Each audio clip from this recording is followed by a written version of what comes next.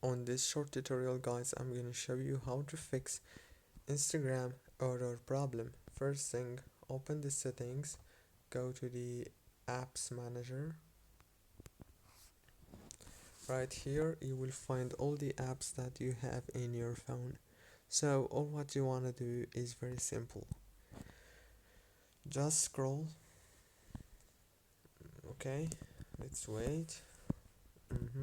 Scroll until you find Instagram, and now you have to force stop the app from here. Click on force stop and then go to the data usage. Make sure to enable everything, and after that go to the settings again in your phone. Go to the wireless and networks, enable the airplane mode and disable it. And the last thing you want to do is turn off your phone and turn it on again. Don't forget to like and subscribe.